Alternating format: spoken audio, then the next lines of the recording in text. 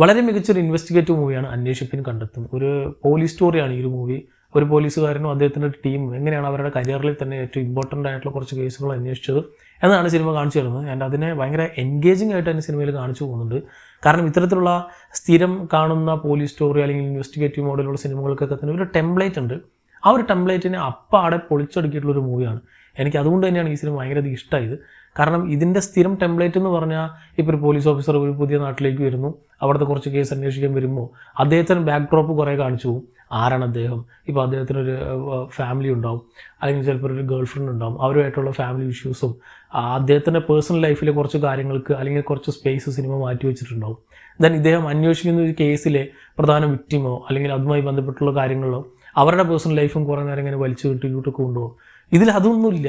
അങ്ങനത്തെ യാതൊരു തരത്തിലുള്ള അനാവശ്യ കാര്യങ്ങളൊന്നും തന്നെ ഇല്ലാതെ from the start to end എന്താണ് കഥയിൽ ആവശ്യം, എന്താണ് ഒരു പോലീസ് എഫ്ഐആറിൽ ഉണ്ടാവുക, അത് മാത്രമാണെങ്കിൽ നമുക്ക് കാണിച്ചു തരിക. അതുകൊണ്ട് തന്നെ കാണുമ്പോൾ ഒരു ഫ്രഷ്നെസ് നമുക്ക് അവിടെ ഇവിടെയൊക്കെ ഫീൽ ചെയ്യും. ആൻഡ് ഇതിൻ്റെ ബാക്ക് ഡ്രോപ്പും ഒരു 90s ഒക്കെയാണ്. അതുകൊണ്ട് തന്നെ നമ്മൾ അധികം കണ്ട് ശീലിച്ചിട്ടില്ലാത്ത സറൗണ്ടിങ്സും പ്രിമൈസും ട്രീറ്റ്മെൻറ്റും ആയതുകൊണ്ട് തന്നെ ഈ സിനിമ ഭയങ്കരധികം എൻഗേജിങ് ആണ്. കണ്ടിരിക്കാൻ നല്ല രസമുള്ളൊരു സിനിമ തന്നെയാണ്.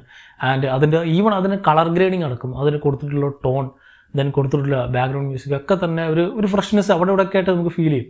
നമ്മൾ സ്ഥിരം കാണുന്നൊരു സിനിമയല്ല, കണ്ടിരിക്കാൻ നല്ല രസമുണ്ടല്ലോ എന്നുള്ളൊരു ഫീലാണ് സിനിമയുടെ എൻ്റയർ ഡിപ്പാർട്ട്മെൻറ്റ്. അതിപ്പോൾ ഈവൻ ടോവിനോയുടെ ലുക്കിന് മുതൽ ആ ബാക്കിയുള്ള വരുന്ന ആർട്ട് വർക്കുകളിലെല്ലാം തന്നെ ഇത്തരത്തിലുള്ള ആ ഒരു ഫ്രഷ്നെസ് നമുക്ക് പ്രോപ്പറായിട്ട് ഫീൽ ചെയ്യാൻ പറ്റും. ആൻഡ് ഞാനീ പറഞ്ഞ എനിക്ക് ആ ഒരു പ്രധാന ഘടകങ്ങൾ ആ ഒരു കൊമേഴ്ഷ്യൽ ടച്ച് ഒന്നും ഇല്ലാതെ കാണിക്കുന്നത് കൊണ്ടാണ് എനിക്ക് ഈ സിനിമ ഭയങ്കര ഇഷ്ടമായത്. അങ്ങനത്തെ സിനിമകൾ വേണ്ടെന്നല്ല, പക്ഷെ അതിൽ നിന്നും എന്തൊക്കെയോ മാറ്റം വരുമ്പോൾ ഭയങ്കരധികം നമുക്ക് അട്രാക്റ്റ് ചെയ്യിപ്പിക്കുന്നുണ്ട്. പ്രത്യേകിച്ച് ഇപ്പോൾ ഇത്തരത്തിലുള്ള സിനിമകൾ വരുമ്പോൾ ഒരു മാസ് ഹീറോ പരിവേഷം അതിൽ പ്രധാന കഥാപാത്രത്തിന് നമ്മൾ കൊടുക്കാറുണ്ട്. ഇതിൽ അങ്ങനത്തെ യാതൊരു തരത്തിലുള്ള ഗിമ്മിക്സും ഇല്ല. അതില്ലാതെ തന്നെ നമ്മളെ മുഴുനീളം എൻഗേജ് ചെയ്യിപ്പിക്കുന്നുണ്ട്. ഈവൻ ഒരു സ്ലോ മോഷൻ സീനില്ല, ഒരു ആക്ഷൻ സീക്വൻസ് ഇല്ല, ഈവൻ ഒരു പഞ്ച് ഡയലോഗോ ഒരു മാസ് സീനിന് വേണ്ടിയിട്ടുള്ള എലിവേഷനോ ഒന്നും തന്നെ ഇല്ലാതെ ഒരു പക്ക പോലീസ് സ്റ്റോറി അങ്ങനെ നീറ്റായിട്ട് കാണിക്കാമെന്ന് ഈ സിനിമ തെളിയിച്ച് കാണിക്കുന്നുണ്ട്.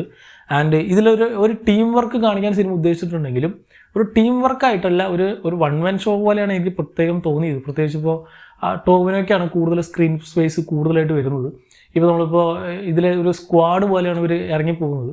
ഇപ്പോൾ കണ്ണൂർ സ്ക്വാഡ് പോലെയൊക്കെ ആ സ്ക്വാഡിലുള്ള എല്ലാവരുടെ കാര്യങ്ങൾ നമുക്ക് അറിയാവുന്നതുപോലെ ഇതിൽ അത്തരത്തിലുള്ളൊരു ഫീല് സെക്കൻഡ് ഹാഫിലേക്ക് വരുമ്പോഴായിരിക്കും കുറച്ചുകൂടി കൂടുതൽ വരുന്നെങ്കിലും ഈവൻ ഫസ്റ്റ് ഹാഫിലൊക്കെ മുഴുവനായിട്ട് ടോവിന് മാത്രമേ ഉണ്ടായിരുന്നുള്ളൂ. അത് പക്ഷേ സിനിമയുടെ ആസ്വാദനത്തിന് യാതൊരു തരത്തിലും ബാധിക്കുന്നില്ല. പക്ഷേ ആ ഒരു സ്ക്വാഡ് ബിൽഡ് ചെയ്യാൻ, അല്ലെങ്കിൽ ഈ ഒരു സ്ക്വാഡാണെന്ന് പറഞ്ഞ് എൻഡ് ചെയ്യുന്ന സമയത്ത് ഇനി അടുത്ത സിനിമയിലേക്കൊക്കെ നമ്മളെ ഇമ്പ്രസ് ചെയ്യിപ്പിക്കാൻ വേണ്ടി ശ്രമിക്കുമ്പോൾ ആ ഒരു സ്ക്വാഡിലേക്ക് അധികം അട്രാക്ഷൻ ഇല്ലെങ്കിലും ആ ഒരു കഥയിൽ കൂടുതലായിട്ട് ഇൻവെസ്റ്റ് ചെയ്ത് ഗംഭീരമായിട്ട് തന്നെ സിനിമ പോകുന്നുണ്ട്. അതുകൊണ്ട് തന്നെ ആ ഒരു കേസ് എന്താണോ ആ കേസിൽ എന്തൊക്കെ നമുക്ക് ആവശ്യമുണ്ടോ, അത് എന്തൊക്കെ നമ്മൾ അറിയണം, എന്തൊക്കെ ട്വിസ്റ്റ് ആൻഡ് ടേൺസ് അതിൽ കൊണ്ടുവരാം, എന്തൊക്കെ സസ്പെൻസ് അതിൽ കൊണ്ടുവരാം, അതിലേക്ക് കൂടുതൽ ഫോക്കസ് ചെയ്തുകൊണ്ട് തന്നെ ഒരു വെറൈറ്റി ആയിട്ടുള്ള, അധികം നമ്മൾ കണ്ട് ശീലിച്ചിട്ടില്ലാത്തൊരു സിനിമാറ്റിക് എക്സ്പീരിയൻസ് നൽകുന്ന വളരെ ഫ്രഷ് ആയിട്ടുള്ളൊരു മൂവി എക്സ്പീരിയൻസ് ആണ് ഈ ഒരു അന്വേഷിപ്പിൻ കണ്ടെത്തുന്നൊരു സിനിമ എനിക്ക് പേഴ്സണലി നൽകിയത്.